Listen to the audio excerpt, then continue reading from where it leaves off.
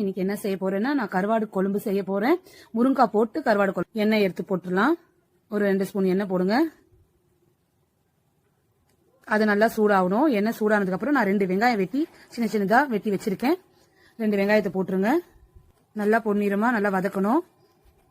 அதுக்கு லைட்டா உப்பு போட்டுக்கோங்க. கருவாடு கொழும்பு நான் முருங்காய் போட்டு செய்ய போறேன். கொஞ்சம் டிஃப்ரெண்டா சூப்பரா டேஸ்டா இருக்கும் கருவாடு கொழும்புல. கொஞ்சம் லைட்டா மூடி வச்சிருங்க. அப்பதான் சீக்கிரமா பொன்னிறமா ஆகும். இந்த மாதிரி கொஞ்சம் கிண்டி கிண்டி விடுங்க, இல்லைன்னா அடி பிடிச்சிரும். இந்த மாதிரி செய்யற டைம்ல இந்த மாதிரி பொன்னிறமா ஆனதுக்கு அப்புறம் 1 ஸ்பூன் இஞ்சி பூண்டு பேஸ்ட் போட்டுருங்க. அதுவும் நல்லா மிக்ஸ் பண்ணி விட்டுருங்க. மிக்ஸ் பண்ணி நல்லா விட்டதுக்கு அப்புறம் நல்லா அந்த ஸ்மெல் வரணும். அந்த இஞ்சி பூண்டு ஸ்மெல், அந்த பச்சை வாசனை எல்லாம் நல்லா போகணும்.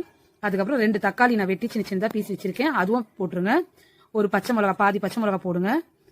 அதுவும் கிண்டி விட்டுருங்க. கொத்தமல்லி கொஞ்சோண்டு போட்டுருங்க. மிக்ஸ் பண்ணி விட்டுட்டு எல்லாமே அதுக்கப்புறம் மசாலாலாம் போட்டுடலாம். மஞ்சத்தூள் 1/2 ஸ்பூன் போடுங்க. மிளகாத்தூள், தனியாத்தூள் போடுங்க 1 ஸ்பூன். மிளகாத்தூள் 2 ஸ்பூன் போடுங்க. கருவாடு கொழும்புக்கு வந்து நீங்க புளி போடுவீங்க. நான் இது புளி இல்லாம செய்யறேன்.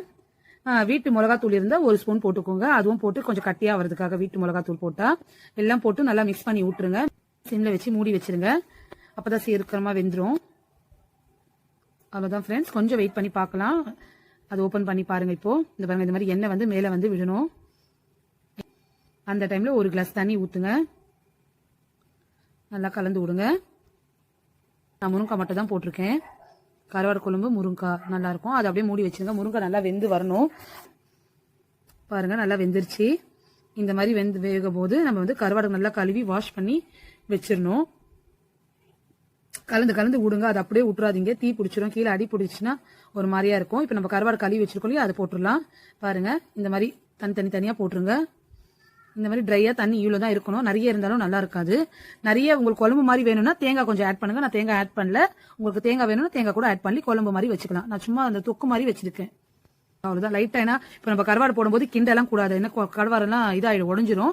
அவ்வளவுதான். ஸ்லோ வச்சு மூடி வச்சிருங்க. கொஞ்சம் லைட்டா ஒரு 5 நிமிஷம் வேக மட்டும் பார்த்துட்டு 5 நிமிஷம் வெந்துருச்சான்னு பார்த்து ஓபன் பண்ணி பார்க்கலாம். பாருங்க இந்த ரசத்துக்கெல்லாம் செஞ்சா சூப்பரா இருக்கும். ரசத்துக்கு, சாம்பாருக்கு தொட்டுக்க மாதிரி கூட வச்சுட்டு சாப்பிடலாம் நீங்க.